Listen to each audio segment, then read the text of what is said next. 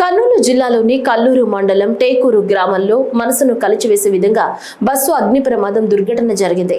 దేశ రాష్ట్రపతి, ఉపరాష్ట్రపతి, ప్రధానమంత్రి సహా పలువురు ప్రముఖులు బస్సు ప్రమాదంలో మరణించిన వారికి సంతాపాన్ని ప్రకటించారు. సంఘటన గురించి తెలిసిన వెంటనే సీఎం చంద్రబాబు నాయుడు దుబాయ్ నుంచి అధికారులతో మాట్లాడారు. బాధితులకు చేయవలసిన సహాయం, మరణించిన వారి పార్థివ దేహాలకు చేయవలసిన పోస్ట్ మార్టం తదితర అంశాల గురించి అధికారులతో ఎప్పటికప్పుడు మాట్లాడుతూ సమీక్షిస్తున్నారు. ఈ క్రమంలో ముఖ్యమంత్రి మార్గదర్శనంలో హోంమంత్రి వంగలపూడి అనిత బస్సు ప్రమాదం జరిగిన ప్రాంతాన్ని సందర్శించారు. హోంమంత్రితో పాటు రాష్ట్ర రవాణా శాఖ మంత్రి మండిపల్లి రాంప్రసాద్ కూడా ప్రమాద స్థలాన్ని సందర్శించి పరిశీలించారు. డీజీపీ హరీష్ కుమార్ గుప్తా, డీఐజీ కోయ ప్రవీణ్, కలెక్టర్ డాక్టర్ ఏ సిరా, పాణ్యం ఎమ్మెల్యే గౌరు చరిత, ఎస్పీ విక్రాంత్ పాటిల్ ఇతర అధికారులు పరిస్థితిని మంత్రులకు వివరించారు. ప్రభుత్వం తరపున అమలు చేస్తున్న చేయవలసిన చర్యల గురించి వారికి తెలియజేశారు. క్షతగాత్రులకు జీజీహెచ్ హాస్పిటల్ చికిత్స అందిస్తున్నట్లు పేర్కొన్నారు. ఈ క్రమంలో వారికి అందుతున్న చికిత్సను గురించి మంత్రులు అధికారులను అడిగి తెలుసుకున్నారు. అదేవిధంగా పోస్ట్ మార్టం తర్వాత మరణించిన వారి కుటుంబాలకు పార్థివ దేహాలను అందించే చర్యల గురించి వాకప్ చేశారని సమాచారం. బాధిత కుటుంబాలకు ప్రభుత్వం తరపున అన్ని విధాల అండగా ఉంటామని తెలిపారు. సహాయక చర్యల్లో ఎటువంటి తప్పిదాలు జరగొద్దని స్పష్టం చేశారు. చాలా దురదృష్టకర సంఘటన. Bus number DDO 1N9490 Vemuri Kaveri travels. యాక్చువల్గా మనకి అరౌండ్ హైదరాబాద్ నుంచి బెంగళూరు ప్రయాణమవుతున్న బస్సు ఎర్లీ మార్నింగ్ మనకి 3 to 3:15 మధ్యలో ఇక్కడ ఒక యాక్సిడెంట్కి గురవడం చాలా బాధాకరమైన విషయం.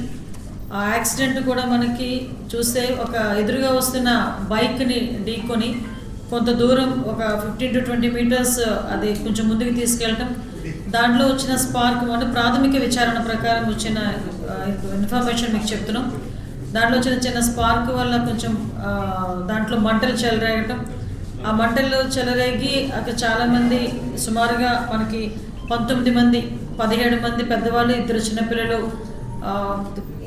చనిపోవటం అనేది నిజంగా చాలా దురదృష్టకరమైన సంఘటన.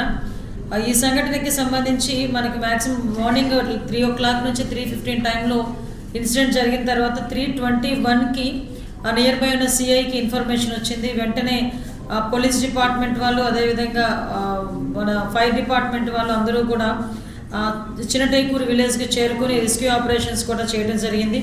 ఇమీడియట్గా ఇన్సిడెంట్ తెలుసుకున్న వెంటనే గౌరవ ముఖ్యమంత్రి గారికి ఇన్ఫర్మేషన్, మా డీజీపీ గారు, అదేవిధంగా మా నేషనల్ ఇంటెలిజెన్స్ వాళ్ళందరూ కూడా ఇన్ఫర్మేషన్ ఇవ్వటం, మాకు కూడా ఇన్ఫర్మేషన్ ఇచ్చిన వెంటనే నియర్ బై ఉన్న మా పొలిటికల్ లీడర్స్ అందరికీ కూడా మంత్రి గారు మండిపల్లి రాంప్రసాద్ రెడ్డి గారికి, అదేవిధంగా లోకల్ ఎమ్మెల్యే చరితారెడ్డి గారికి, ఎంపీ గారికి అందరికీ కూడా ఇన్ఫర్మేషన్ ఇస్తే అరౌండ్ 6-6:30 కల్లా మ్యాక్సిమం ఎమ్మెల్యే, ఎంపీ వాళ్ళు కూడా అక్కడికి వచ్చి ఆ రెస్క్యూ ఆపరేషన్స్లో కూడా వాళ్ళు కూడా సహాయ సహకారాలు అందించారు.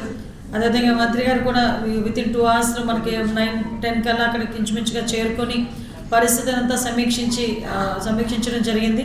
ఓవరాల్గా చూస్తే టోటల్ పాసెంజర్స్ బస్సులో 39 మంది పెద్దవాళ్ళు, 4 చిన్నవాళ్ళు, 2 అన్ఐడెంటిఫైడ్ ఉన్నారు. ఈ అన్ఐడెంటిఫైడ్ కూడా ఏంటంటే ఆరాంగర్ అని చెప్పి చౌరాస్తా దగ్గర 2 కూడా ఎక్కడం జరిగింది. అందులో ఒకరు దిగిపోయారు, ఒకరు ఉన్నారు అందులో. సో తర్వాత మనకి సర్వైవర్స్ చూసుకుంటే మ్యాక్సిమం మంటలు చెరలేగానే ఎక్స్ట్రా డ్రైవర్ వచ్చి కొంచెం వెనకాతల ఉన్న ఎగ్జిట్ డోర్ని కొంచెం బలంగా పగలగొట్టడం, తర్వాత వీళ్ళందరూ కూడా కొంచెం చాలామంది రెస్క్యూ ఆపరేషన్స్ చేసుకుని వాళ్ళగా కొంతమంది బయటకు కూడా రావడం జరిగింది. అలా చూసుకుంటే 23 మంది అడల్ట్స్, 2 పిల్లలు, 2 డ్రైవర్స్, ఓవరాల్గా 27 మంది మనము వాళ్ళు అక్కడ యాక్సిడెంట్ నుంచి తప్పించుకోగలిగారు, సురక్షితంగా బయటపడిన వాళ్ళు. అదేవిధంగా ఈరోజు ఇందులోని ఇంజూర్డ్ పర్సన్స్లోని సుమారుగా 9 మంది ట్రీట్మెంట్లో ఉన్నారు. అందులోని అందరూ కూడా స్టేబుల్గా ఉన్నారు. అందులో 6గురిలో 3 ఫ్రాక్చర్స్ అయినాయి. వాళ్ళందరూ కూడా మన జీజీహెచ్ హాస్పిటల్లో ఉన్నారు. 2 డ్రైవర్లు, 39 మంది ఎవరైతే ప్రయాణికులు ఉన్నారు. ఎవరో ఆరాంగఢ్ హైదరాబాద్ దగ్గర ఎక్కారని చెప్తున్నారు. అక్కడ కూడా సీసీ ఫుటేజ్ తీసుకుంటామని మా ఎస్పీ గారు చెప్పారు. ఇప్పుడు దీంట్లో ఎవరైతే క్యాజువాలిటీ హాస్పిటల్లో ఉన్నారో వాళ్ళందరూ క్లియర్గా ఎవరో మాకు తెలిసింది. ఇక్కడ ఎవరైతే డిసీజ్ చనిపోయారో వాళ్ళ ఫోన్ నెంబర్లు కూడా సెల్లులు వాళ్ళతో ఉండడం వల్ల సెల్లులు ఆఫ్లో ఉంటాయి. కాబట్టి ఇప్పుడు మా ఇంటెలిజెన్స్ వ్యవస్థ ద్వారా వితిన్ 1-2 hours మీకు డిసీజులు ఏ రాష్ట్రానికి చెందిన వాళ్ళు కూడా మేము చెప్తాం.